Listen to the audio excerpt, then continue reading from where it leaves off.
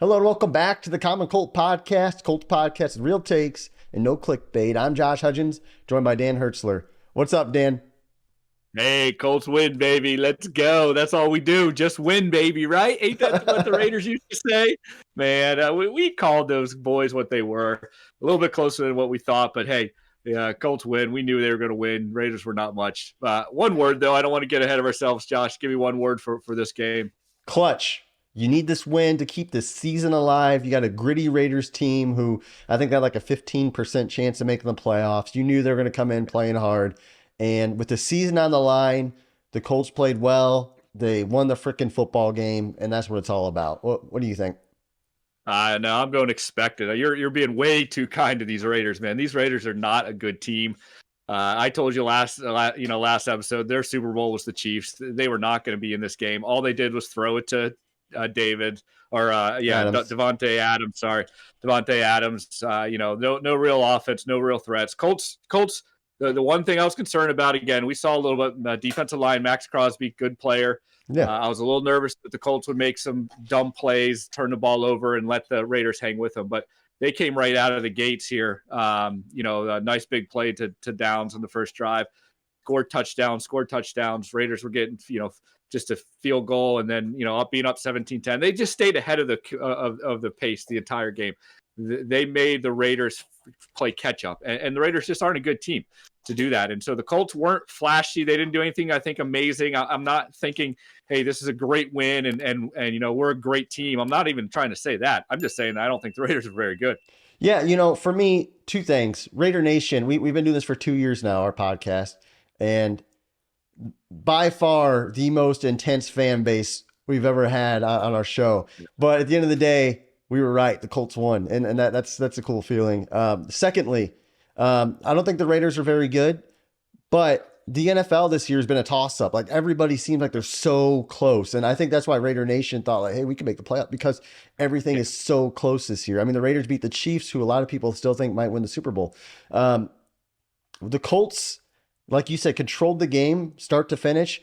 Throughout the game, I was nervous. Like, okay, what's the point when we are going to make that mistake that kind of cost us this game? There was the roughing the punter on EJ Speed that extended the Raiders' drive, which ended up letting them get a touchdown. I thought that was going to be the big mistake. But Minshew played well today. He took care of the ball. He had the nice pass to Downs, which turned into 50 yards. He had the other long bomb to Pierce. Defense limited the Raiders. I think O'Connell targeted Adams 20 times or something. The Colts they did what they needed to do, and they got the win, and it sets up for this mega game against Houston. I do have some more concerns, but hey, if you got the ball, if you're coming down to the locker room, who are you tossing that game ball to? I'm giving it to Shane Steichen again, man. I just can't think about 2 years ago when we were in kind of the same situation. This team did not look prepared. They came out flat. They didn't perform well. Last week, they looked bad. They just got beat up on both sides of the line. Shane got them back on focus. He got them dealing with the basics. He basically went out and said, look, we don't have to play our A game to win this game. But if we play our B- game, if we play a C+ game, we could lose this game. Like you said, the NFL, any team can win, but they just played a good, solid game, and did what this team can do. Put people in the right spot. To me, coaching is so much about just putting the people you got in the right place to be successful, and that's what he's done with this team, and that's why I want to give him the game ball. He did a great job. Yeah, for me, when I look at this game, I'm giving the ball to Steichen as well. I mean, they came in prepared. Again, you think back to 2021 with Frank Reich. We lose to the Raiders. We go and lose to Jacksonville. We won the game. We were prepared. The team just made the plays when they needed to. Whether it was converting on fourth down on a key fourth down, whether it was settling for the field goal when they needed to settle for the field goal, or just hold the Raiders in crucial situations. The team was just ready today. And if they weren't ready, we would have been ripping them for that. My two concerns are, and I'm going to start off with the smaller one first, I think, because I don't think this is as big of a deal. Matt Gay started off the season so well. He's missed some kicks. Now this game, he got bailed out by an offside. I tried rewatching it. I didn't see a block. He missed a 50-yarder. It looked like it was to the right and about 4 or 5 yards short. And then like he makes the game winning kick, which put him up by 2 scores, and you could see him just kind of shaking his head, like something like he seems like he's in a rut or a funk. I know his wife just had a baby. Maybe he's just tired or something, but I don't know. How concerned are you about Matt Gay? I think you're right. I think it's a 5 or 6 on a scale 1 to 10.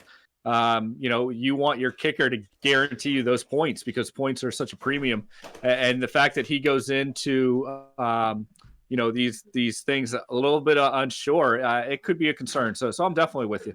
And then my last one, Jonathan Taylor, in and out of the game. It looked like he had an arm injury. I'm not going to speculate. There's a clip on Twitter where like he didn't want to get picked up by his right arm. We know he had the ligament issue in his hand. Did not finish the game in key situation. They went to Trey Sermon. That's alarming to me. I mean, if you're going to play Houston, you need Jonathan Taylor in the game. Zach Moss is out, obviously missed the last 2 games now. My concern level for that is like a 7. Yeah. Yeah, no, you're right on, because here's the problem. Houston has the potential to put an offense together and put up points. CJ Stroud, I didn't really get a chance to see too much today if he was back to his normal self, but we've seen him earlier in the year. He can put up points. The Colts are going to have to match him. You need all your weapons you can possibly get there. You're going to need Jonathan Taylor to do that. That's a lot of concern. So I'm with you again. I'm 7-8 level on this one. Especially where Zach Moss is. They need somebody that can run the ball, control the clock, get them points, because if this game comes down to a CJ Stroud versus Gardner Minshew, I think we're in trouble. And so, let's enjoy this game. Let's celebrate. We got a meaningful Week 18 game. We got a chance for the playoffs. This team's overachieved. We need to celebrate this. This would be a fun week, but there's definitely some concerns here. And I guess I'll end it with a quote that just came out by Shane Steichen. Good win, but we're on to Houston now. We have to be at our very, very, very best this week.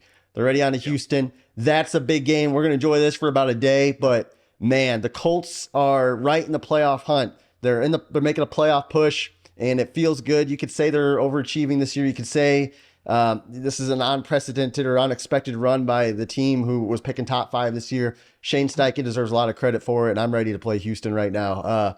Guys, we appreciate you watching. Don't forget to subscribe to our channel. Join us for this playoff run. Maybe we might be on. Thanks again for watching, guys. Have a great day.